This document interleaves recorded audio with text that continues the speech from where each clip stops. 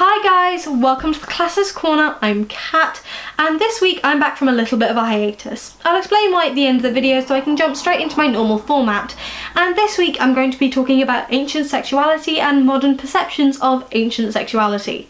Now this video is a long time in the making. I've been thinking about doing a video like this since since at least some point in my master's degree. Can't remember exactly when it was in my degree, but I can remember the specific lecture. Now the specific lecture was talking about the character of Medea because it was a lecture on ancient magic, which might be coming up soon in this channel, but never mind. And during this discussion we were talking about a version of the Medea myth where after she dies she goes to Hades and she gets into a relationship with the then dead Achilles. And one of my classmates piped up like, oh, well, that can't be true. Achilles was gay. And I remember sort of being irked at that because I was just sort of coming into my own comfortableness with my own sexual identity, which I'm bi. And when someone said, oh, Achilles can't be in a relationship with a woman, he was gay, that kind of irked me because I was like, well, no, Achilles could have been bi or pan because he was in relationships with other women, and the Achilles Patroclus thing can be discussed otherwise, so I was just sort of irked by it, so I said, oh no, he wasn't. And then I was sort of perceived as being homophobic because I said that, even though my little thing came from my own sort of bi identity, feeling I felt like bi-erasure was happening. But then I got more into thinking about ancient sexuality and what that sort of meant, and I realised that what my classmate was doing, and actually what I was sort of doing as well, was importing my own view of sexuality onto Achilles. Because even though I was like, oh well, chances are he might not have been gay, or he could have been bi or pan, without thinking of that all of those terms, gay, bi, pan, and to be honest, even straight, are all modern concepts of identity and sexual identity. Modern sexual identity is very internalized. It's part of a core of someone's self. Sort of. It's to do with who people are attracted to becomes part of who that person is. And that is, to be honest, a very modern view. So when I realised I was doing that, I sort of have a look at why, and actually what ancient sexuality actually looked like. So, staying with Achilles. Achilles, again, people tend to think of Achilles as gay, or again in my little head, bi or pan, or these sort of identifiers, because of his relationship with his compatriot, with Patroclus. Again, Achilles and Patroclus in the Iliad are very close individuals, and they have such a relationship that is rife for analysis, and it's an analysis that's been going on since very soon after the Iliad actually became a written text. Plato very famously supposed that Achilles and Patroclus were lovers, and the discussion on whether or not Achilles and Patroclus were lovers has been going on for a while. But I found the debate whether or not Achilles and Patroclus were lovers as a sort of separate idea to the idea of Achilles and Patroclus being gay or bi or pan or any sort of modern sexuality. Because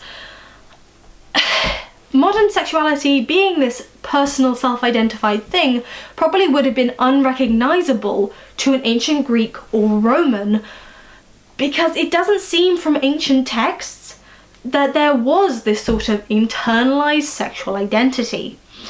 Achilles might have been exclusively attracted to women, exclusively attracted to men, or exclusively attracted to any sort of gender.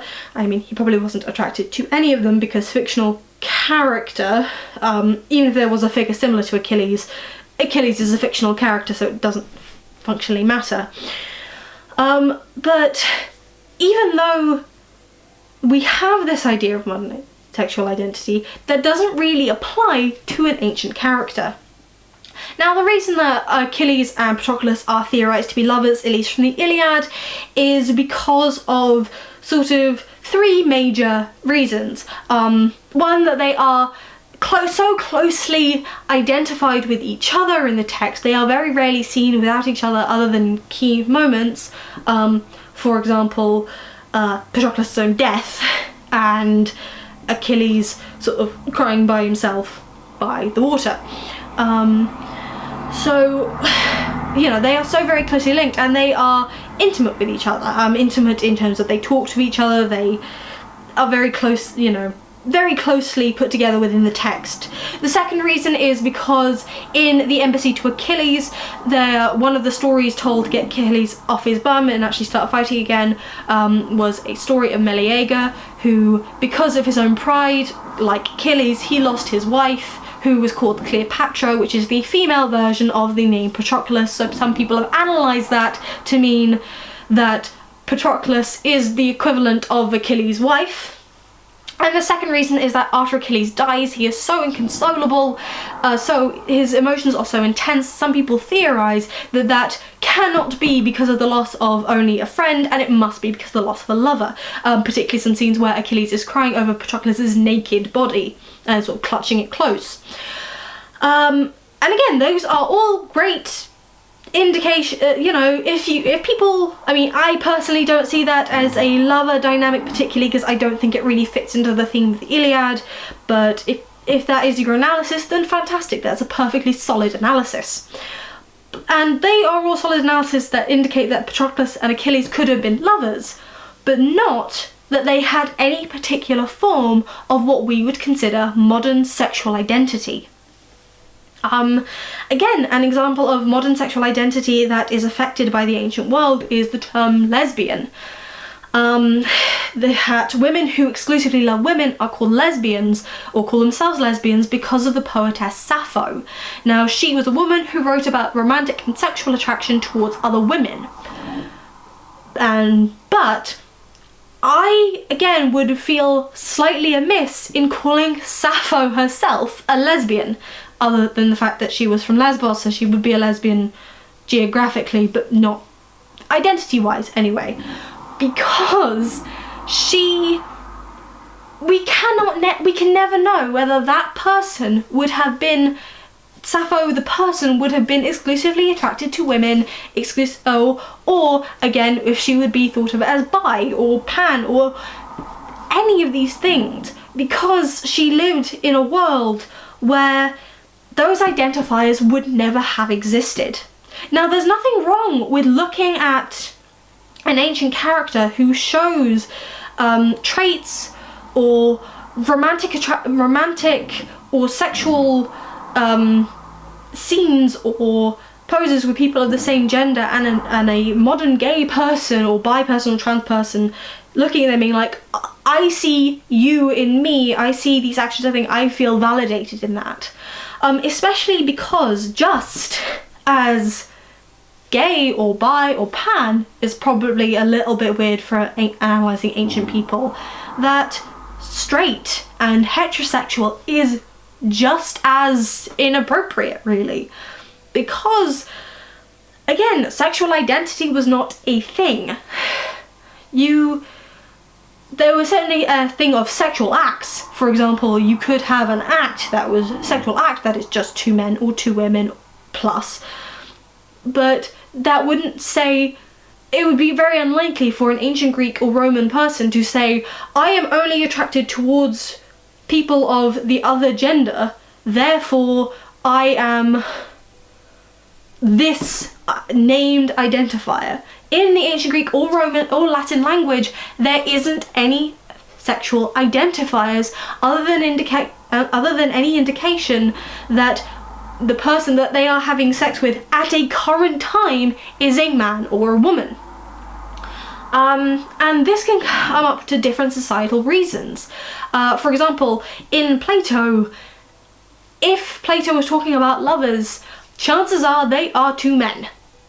You know, if he's talking about a man and a wife, that is not a romantic term. Actually, in Plato and other texts from Athens in the 5th century, it was weird for a married couple to love each other, because a marriage and love didn't really have much to do with each other. It was about political alliances and being able to have offspring that you could pass on your title, your wealth, your familial position to. So it didn't really have anything to do with love. So any sort of indication, and you know, Plato writes that young boys eventually have to grow up, stop being in romantic relations with other boys because they had to have a kid. So the idea of, oh well, this character, this historical figure must have been straight because there's no indication that he had a lover, a male lover, and only had a wife must mean he was straight, is frankly again inappropriate, because we don't know about their internal romantic attractions towards people of the same gender or otherwise.